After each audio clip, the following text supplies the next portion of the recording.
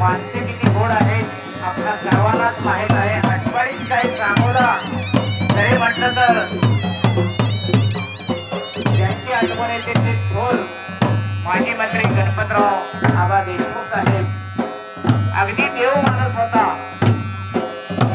त्यांचं नाव जरी घेतलं तर डोळ्यात पाणी येतंय असं व्यक्तिमत्व.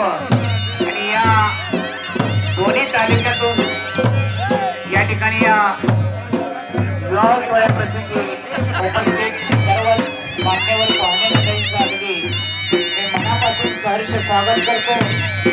स्वागतम सुस्वागतम सहर्ष स्वागतम.